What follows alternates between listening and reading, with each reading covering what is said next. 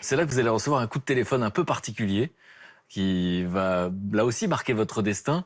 Alors, c'est quoi ce coup de fil? Le président de la chambre syndicale de la haute gastronomie française. Alors pour moi, c'est comme le pape, quoi, si vous voulez. Je sais même pas que ça existe, si vous voulez. Il me cherche, il me cherche, il veut me trouver, et voilà, voilà. Là, vous savez pas pourquoi à ce moment-là? Ah, pas du tout. Et finalement, ce monsieur, j'appelle, et il me dit, Madame, s'il vous plaît, je vous envoie une voiture, pouvez-vous me donner 1 heure ou 2? Donc, très bien. Elle m'envoie une voiture et on m'amène chez Jack Lang. Un haut fonctionnaire français cherche une cuisinière à domicile. Mais là, je me suis dit, en face de Jack Lang, c'est ça, c'est lui qui veut une cuisinière chic, je vais enfin intégrer ce groupe. Et alors, je vois Jack Lang qui me dit, un haut fonctionnaire français. Et en moi-même, je me disais, il parle quand même pas de lui à la troisième personne. Il parle pas de lui à la troisième personne. Donc, c'est pas lui.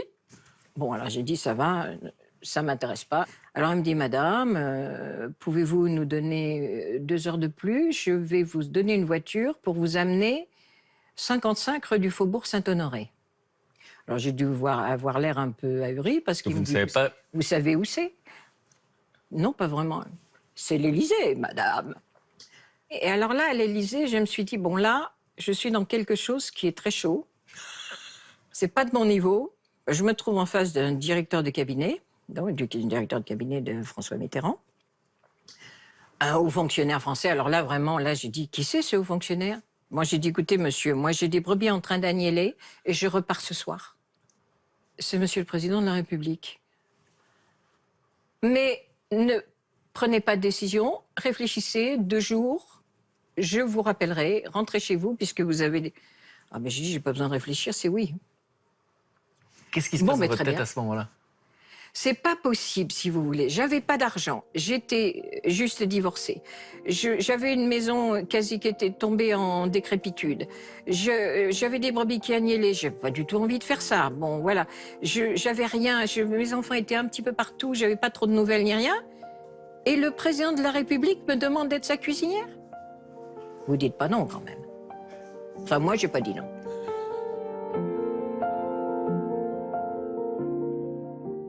Et après, je sors de là et je me dis, je n'aurais jamais dû accepter ça. Et puis, le lendemain, j'étais toujours dans le même trouble. Le téléphone sonne, je réponds au téléphone, allô, une voix familière. Madame Delpeux? Oui. François Mitterrand, à l'appareil. Eh ben, j'ai même pas eu peur. Même pas peur. Ça m'a paru tellement normal. Et en plus, il m'a dit juste 3 mots. Il m'a dit, j'ai appris que vous alliez... rejoindre l'Élysée, nous vous attendons, je vous recevrai quand vous serez là. Au revoir, madame. Au revoir, monsieur le président. Voilà. Nous sommes en 1988 et Danielle devient la première femme à diriger la cuisine privée de l'Élysée.